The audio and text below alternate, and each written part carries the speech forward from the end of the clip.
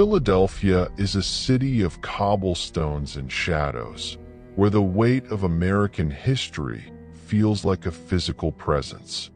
Marcus, a night shift transit worker for SEPTA, was assigned to inspect an abandoned spur of the Broad Street line that hadn't been touched since the 1950s. As he walked deeper into the tunnel, the modern sounds of the city above vanished, replaced by a low, rhythmic tolling, like a bell ringing underwater. The tunnel didn't lead to another station. It opened directly into the sub-basement of the Eastern State Penitentiary. The air was freezing and smelled of wet stone and old, iron shackles. Marcus's flashlight beam hit a row of cells that weren't on any official blueprint. Inside, the walls were covered in thousands of tally marks, but they weren't scratched into the stone. They were etched in human teeth. He heard a soft, scraping sound behind him. Standing in the darkness was a figure wearing a tattered colonial coat, but where its head should have been, there was a massive, rusted iron bell. This was the Silent Founder, a legendary figure whispered about by the city's oldest residents. Every time the figure moved, the bell emitted a dull, vibrating hum that made Marcus's nose begin to bleed. Marcus found a desk in the middle of a corridor piled high with old parchment. He realized these were confessions signed by thousands of people over the centuries. The ink was a dark, shimmering red that moved on the page like a living insect. He saw his own name being written in real time by an invisible hand, detailing a crime he hadn't even committed yet. A distant rumble shook the floor. An old, silver subway car from the 1920s screeched to a halt in the middle of the prison hallway. The door slid open with a sound like a bone snapping. The car was filled with the forgotten. Passengers with no eyes and skin like gray parchment, all clutching tattered newspapers from the day they disappeared in the city. Marcus tried to run back to the modern tunnels, but the cobblestones began to rise and wrap around his ankles like cold, heavy fingers. The city of Philadelphia wasn't just built on land. It was built on a foundation of guilt. He felt the physical weight of the city's past, the wars, the trials, and the executions, pressing down on his chest, making every breath a struggle. He stumbled into a room filled with thousands of ticking pocket watches hanging from the ceiling. They were all synchronized to the exact second of his own heartbeat. Suddenly, one watch stopped, and Marcus felt a sharp, stabbing pain in his chest. A tall, skeletal man in a judge's robe appeared, holding a gavel made of human vertebrae. Beneath the floorboards, Marcus saw a river of red liquid flowing toward the Schuylkill River.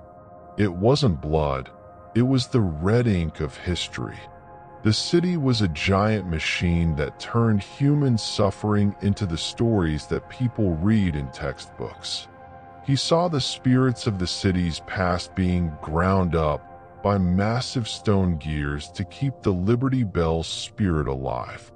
The Silent Founder approached Marcus and held out a mask made of cold, white marble.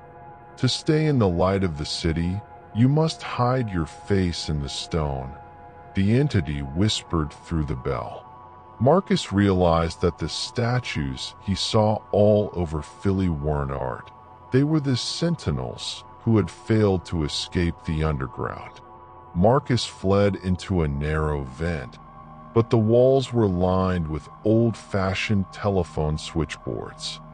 Thousands of voices were screaming for help at once, the unheard calls of the city's emergency lines from the last century. The wires began to coil around his throat like copper snakes, trying to connect his life force to the city's power grid.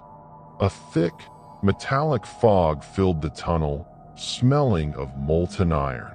Inside the fog, he saw the shadows of the old foundries and factories of North Philly. The workers were still there, their bodies fused with the machines they once operated. They were the Iron Kin, the eternal laborers who kept the city's infrastructure running from the shadows. The floor beneath Marcus turned into a giant, rotating gear. He was being pulled toward a massive furnace at the center of the city, where the soul of Philadelphia was kept burning. The heat wasn't fire. It was the friction of 1,000,000 people's anxieties and fears being rubbed together in the dark.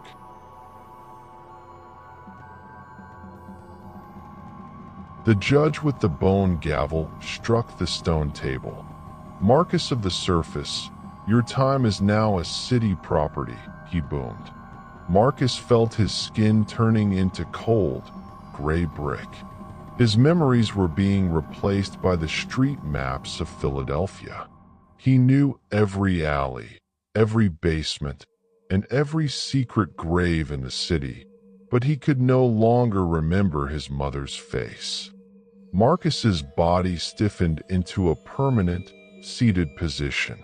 He was moved by invisible hands to a pedestal in a forgotten park. His eyes turned into cold, unblinking granite. He was no longer a man. He was a monument of silence, destined to watch the people of Philadelphia walk by for the next 200 years. The next morning, Marcus's supervisor found his safety vest and flashlight sitting neatly on the tracks of the Broad Street line. There was no sign of a struggle, only a faint smell of iron and the sound of a distant bell. In a small park near City Hall, a new statue had appeared overnight.